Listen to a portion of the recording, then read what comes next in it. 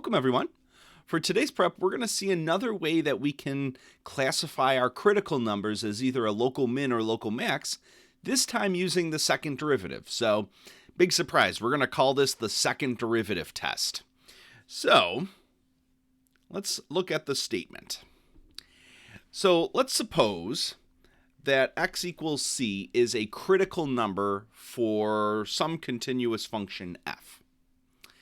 And this critical number is one of those critical numbers where the derivative is 0. So sometimes we have those critical numbers where the derivative is undefined.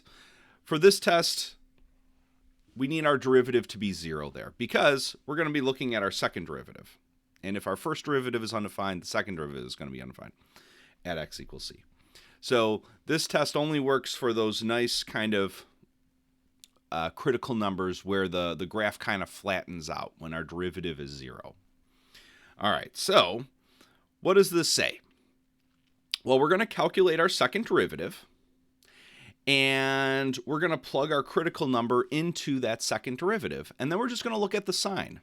So if f double prime, if that second derivative value is less than 0, so if it's negative, then our function, the original function, has a local max at x equals c. And if we plug in to our second derivative and we see that we get a positive value, so it's greater than 0, well, then our function has a local minimum at x equals c at this critical number.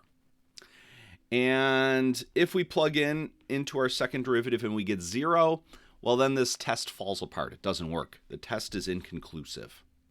So, in that case, we would have to use the first derivative test instead. So usually the second derivative test is a little bit faster in terms of allowing us to classify our critical numbers compared to the first derivative test. But the issue is sometimes it doesn't work. So it only works for these special ones when our derivative is 0, and sometimes it can be inconclusive. So it's kind of a little bit of a trade-off there. So we always have, though, the first derivative test to fall back on. All right, so let's just think about these two conditions here, these two statements. So there's a way to kind of remember what this test looks like, or what this test says.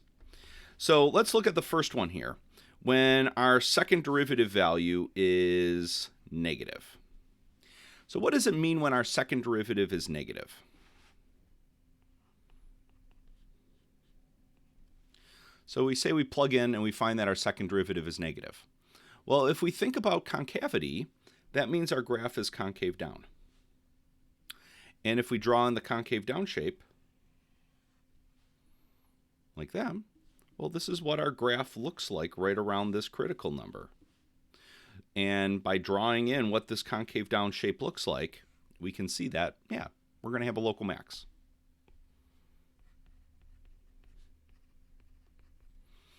And if we do the opposite, so if we go take our critical number, plug it into our second derivative, we get a positive value. Well, what does it mean when our second derivative is positive? Well, in terms of concavity, that means concave up. So we draw our classic concave up shape. And this is what our function is going to look like right around that critical number. So if we look, well, based on this drawing, it looks like we're going to have a low point. And that's precisely what this test says. We're going to have a local minimum. All right, so kind of drawing the picture, thinking of this in terms of concavity, really helps us remember what this test actually says. So let's try an example. Let's look at example 1. So we have some function f, and we've already figured out the critical numbers for this function. So we found that it has critical numbers x equals 1 and x equals negative 2. These are the two critical numbers we're interested in here. And we want to use its second derivative, which we're given, to actually classify these critical numbers. So when we do these, in general, for finding critical numbers and classifying them, the first step is we need to find them. So in this case, we're given the critical numbers.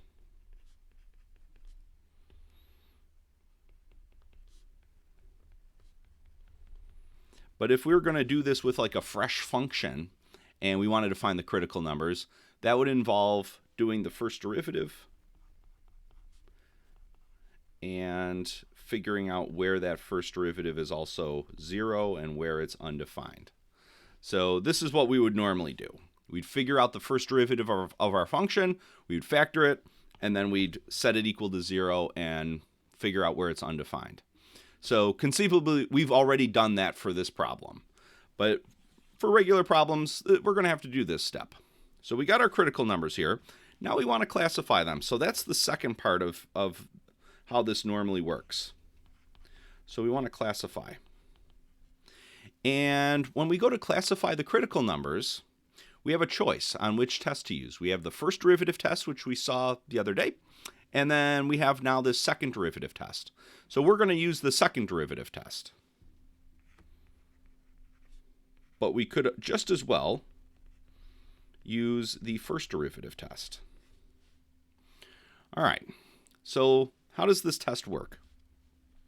Well, we're going to take each of our critical numbers that we want to classify, and we're just going to plug these two x values into our second derivative. So we have our second derivative all nice and calculated there. So we're going to plug it in. So when we plug 1 in to this second derivative, let's see what we get. So we get 4 minus 15 plus 2 plus 21.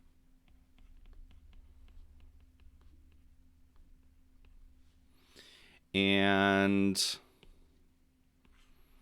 well, we don't really care about the number too much, the actual value of all of this. We just want to know, is it positive or negative?